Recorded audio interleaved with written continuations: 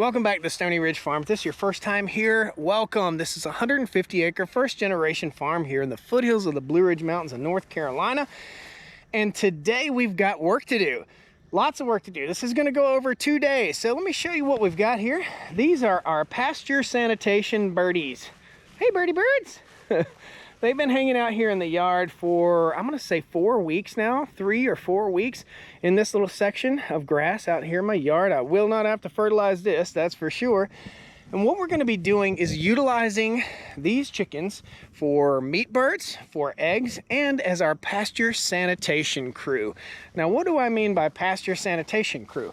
Well, I move the cows about every 12 hours here in the summertime. Sometimes it's 24 hours and sometimes it's even 48 hours, depending on how big the section of pasture is.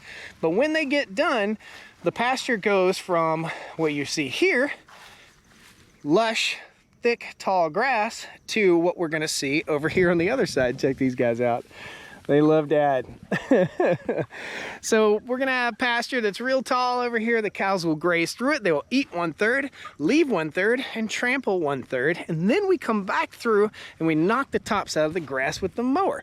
So first part of this process is to get over here and mow this section of pasture that the cows were just on 2 days ago. The manure pats have flies on them, and we got to get the chickens in there to clean them up. Before we get moving on this fun farm project, I'd like to give a quick shout out to today's day sponsor. This is Cove Pure Water Filtration, guys. As you all know, I care deeply about the health of my farm and the health of my animals, and living in a rural community comes with its own set of dangers as it pertains to drinking water. Staying hydrated throughout the day is super important, as well as my good old cup of coffee that I gotta have every morning. This thing will heat the water to make my coffee, which is super cool.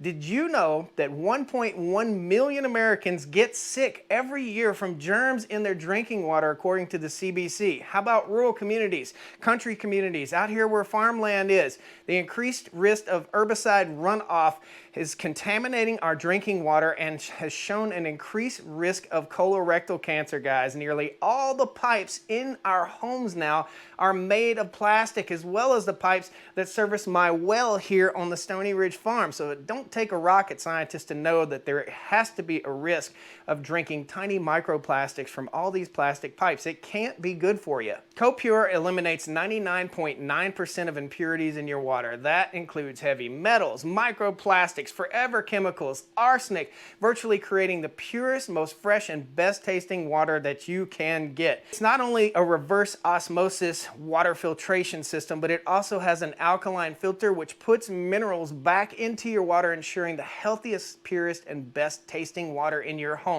The Cove Pure filtration system doesn't just filter water, it also has the capability of cooling it and heating it. So I get nice cold water, whoop, and a little water on my lap.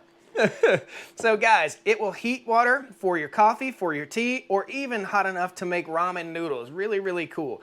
According to the EWG Tap Water Database website, there are acceptable levels of contaminants in your water.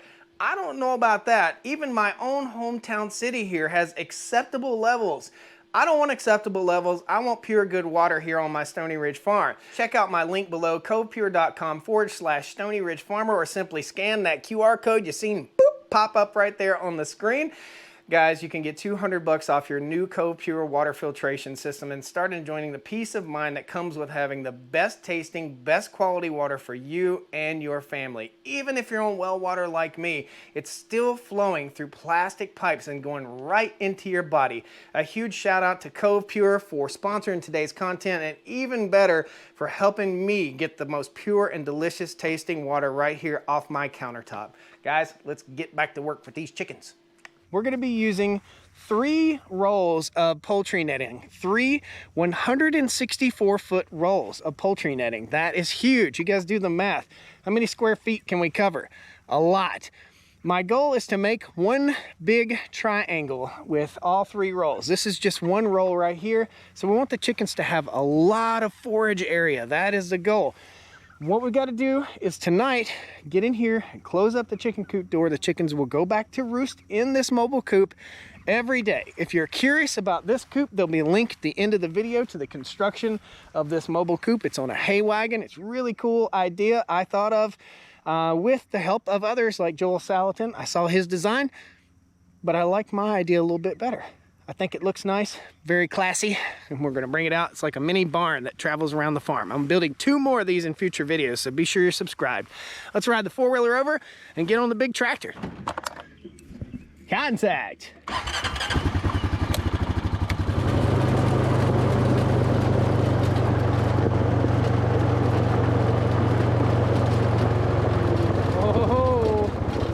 It occurs to me that we have to show you this. This is so cool. I had a mama hen sitting on eggs down here at the chicken coop, and these are my egg layers. There's only 4 of them in here. This is what I use for my own personal supply. Check it out. Mama's sitting on babies. Hey guys, we've got 1, 2, 3, 4, 5 baby chickies and lots of chicken poop dust. Oh. Those chicks hatched out on their own. Mom was sitting on eggs. I just let her sit on them. Heck, I don't eat that many eggs. I figured, let's see what she does. And we got 5 new babies. That's so cool. Can't wait to see those things grow up. Randy! Randy! Randy! Well, that means...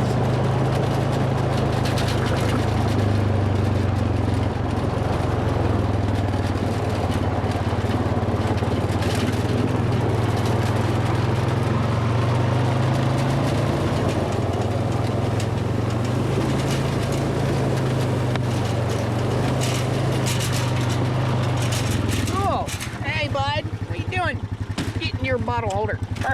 Where are we going? Backwards.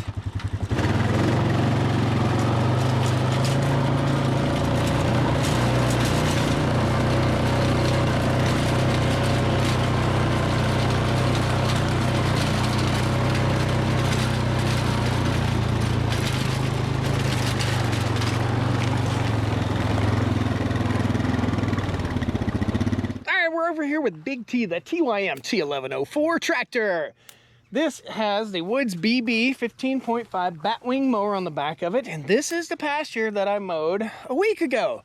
This is the pasture that I mowed 3 days ago. The cows were just in here and they have grazed it down too. What I'm finding, and I just did a video about this, is that if I come in behind the cows and I mow right after they get off the pasture, it performs better. It knocks the grass seed out of the seed heads, helps seed the land, and the grass recovers faster. There's a video, there'll be a link at the end of this video to that video so you can learn a little bit. I'm also testing a new fly control method, which is right here. This is a solar powered bug zapper, and this solar powered bug zapper is working.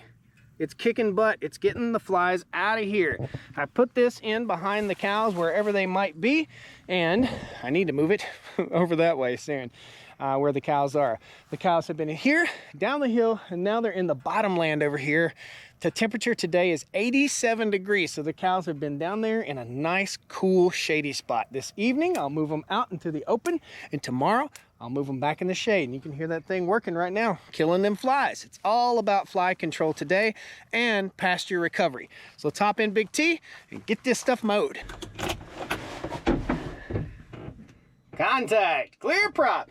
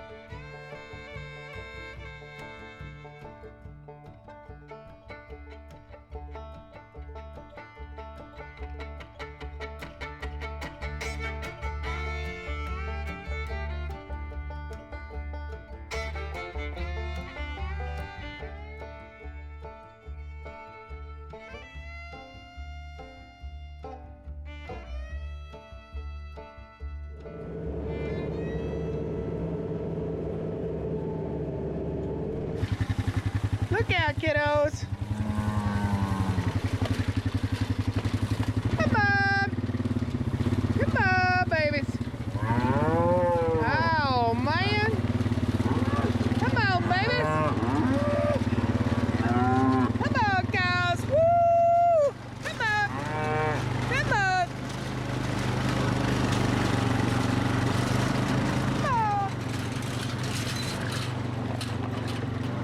Come on, cows.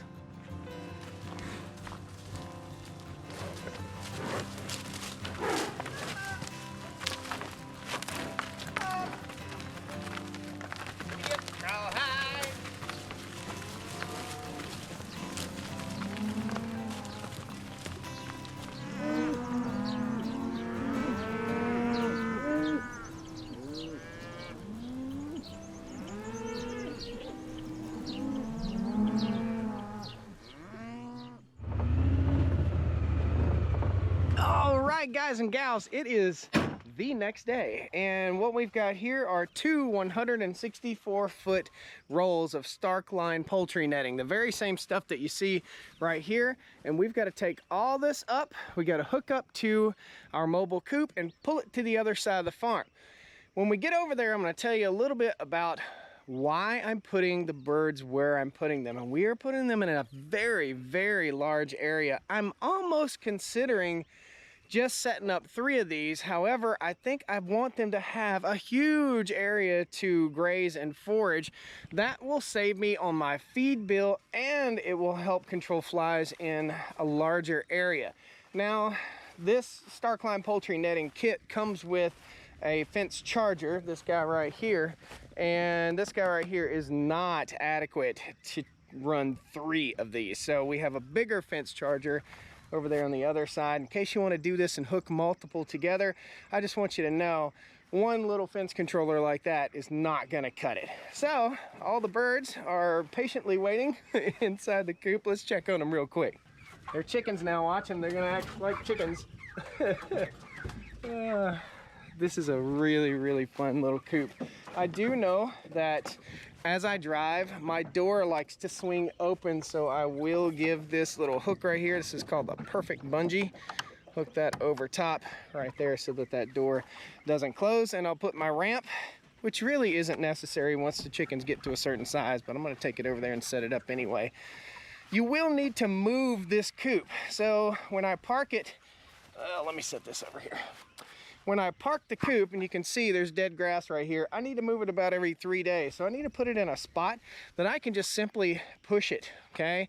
Either that, or I can take one of these poultry netting stakes out, lay it down, and drive the machine over and push it with the machine. So let's get all this stuff up and relocate, okay? Gypsy chickens.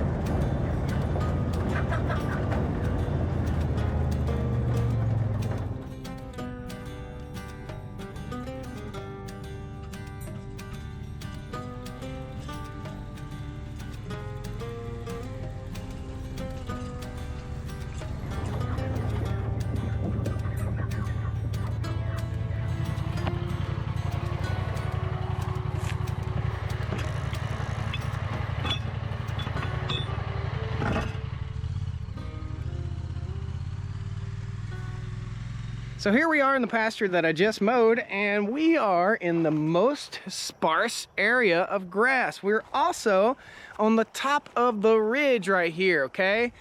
That means nutrient will flow downhill. So our thought process here is to get the nutrient out of that chicken's butt and let it flow downhill while they sanitize the pasture. So this area is very weedy, full of weeds, full of mess.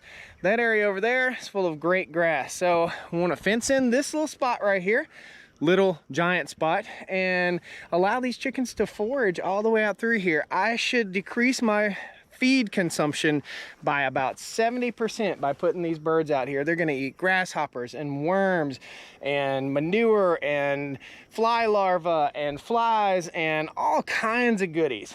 It's going to be super cool. Now, I do have an issue over here with getting water to the chickens. Now, I'm gonna have to think this through a little bit, and I do believe I'm gonna have a truck set over here or a giant water tank set over here with these birds. That way I can fill it up and keep water for them. There's also a water tank right over there I can get water from too. So water and feed over here, and checking on the chickens is the most important thing. I need to check on them just like I check the cows, both morning and night. And the cows moved to a new pasture last night, and I just moved them to another pasture this morning. So let's get busy getting this net up. By the way, guys, there's always a link to my Amazon page in the video description if you guys are interested in any of the stuff I'm using here on the farm to make your life more fun and easy and control the flies on your property. So everything I have here, except for the rollout nest boxes, is in my Amazon store. I'll also post a link to the rollout nest boxes that are mounted up in this chicken coop. Really cool setup.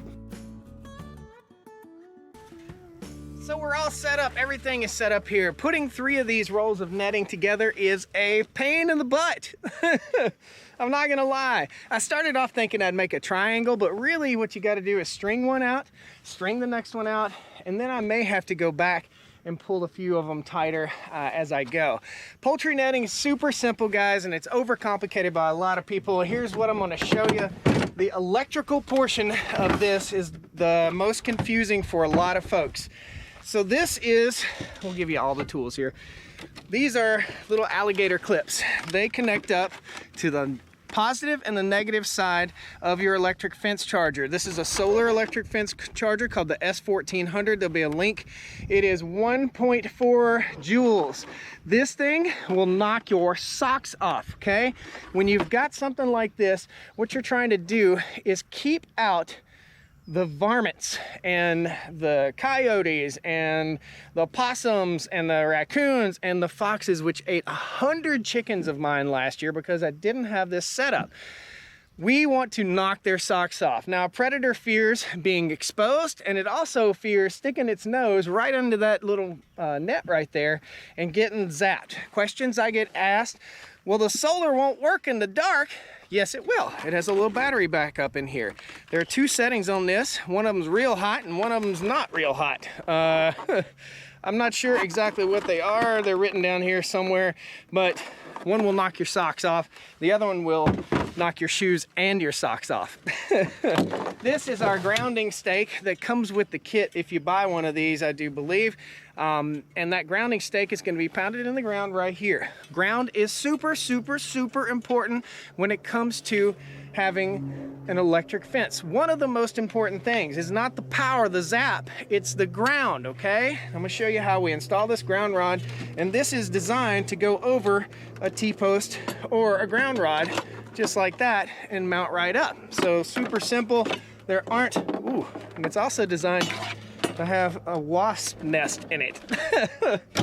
Super simple little setup right here. I'm gonna knock this ground stake in the ground, and I'll show you how we connect up to the fence. Ground pounding. If your soil is dry, you may need to pour a little bit of water on this spot for a couple days. Dig a tiny hole about that big, about that deep, and put water in it so that this goes in the ground easily, okay? This is our grounding stake. Basically, it's just a T-post. Now, I ain't gonna beat this thing all the way down in the ground that deep, okay? If I'm worried about it, I'll get 2 ground stakes, but I'm not gonna beat it way down in there because I gotta get the dang thing out sometime without the tractor, Okay, so that's good. Simply enough, I'm gonna take this guy, slide him right over my post if I can find the hole. Now, we want our solar panel to face south. Why? Because we get the most sun in the summertime in the south. Most sun all the time. If you're in the southern hemisphere, you may want it to face north. I don't know, I don't live down there. We have 2 alligator clips, which are massively tangled right now. And we have 2 options. This is an option for connecting up to this ground rod setup. There's a bolt and a nut down here. We're not gonna use that because we don't wanna use it. It's a pain in the butt. This is our hot side, and this is our not hot side, our negative, our ground. We simply want to connect up our ground to our ground rod, just that easy. Now, I don't want no little piddly grip on there, okay? I wanna get a good grip on there. So get it in the wide spot, get a good grip. Then we're gonna come over here. This is where the electric fence connects together. Let me show you this real quick because it does confuse some people. In the end of these is a pigtail. My dad actually called me about this. There's a pigtail on the end of each one of these. Take that pigtail, reach right in here, grab it, pull it tight that way, pull it tight this way, and then connect these 2 little metal connectors, just like so. Take your hot and clip it right onto there, turn it on, and you should hear some pow, pow, pow popping. If you're worried about your electric fence charger not putting out enough juice, then check it. Here's how you check it. Are we putting enough juice? Hear it pop?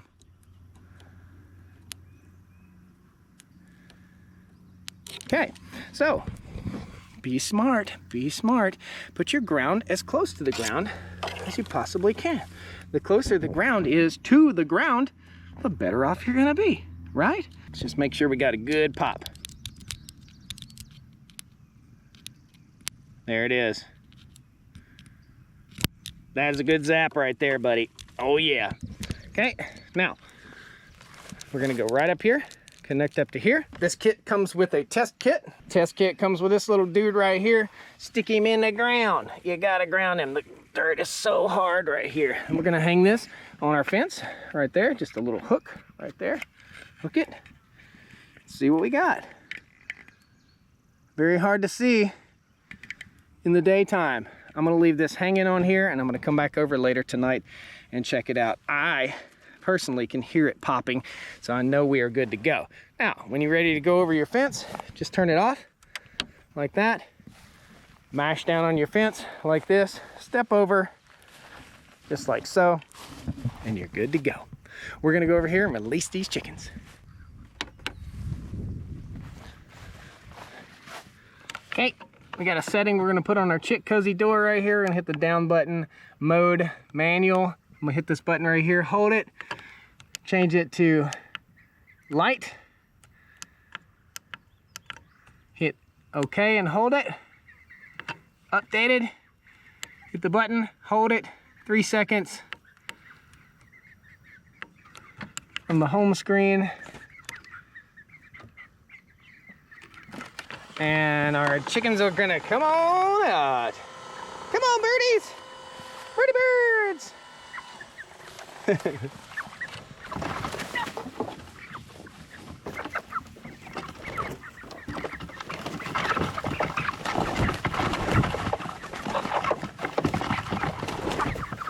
kiddos! Hey kiddos!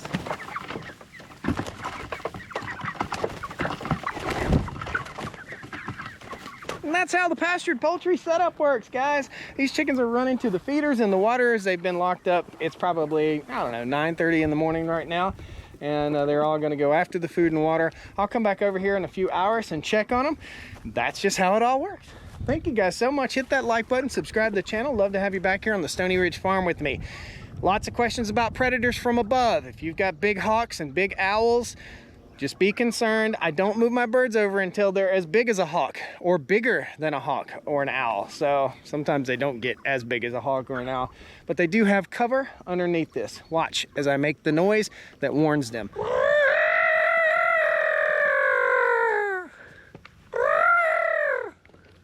See See how they all run up underneath there? That's the noise that the chicken makes when he's scared. And everybody alerts and runs under cover to keep themselves alive. They're good self-preservers. See you next time on the Stoney Ridge. Come on out. You can come on out.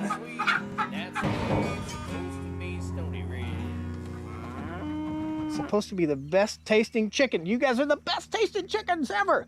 1, 2, 3, 4, 5 baby chickies and lots of chicken poop dust. Oh, yep, I got a car buying problem. Shh, don't tell nobody. And I said, hey, yeah, yeah, yeah, yeah. Randy!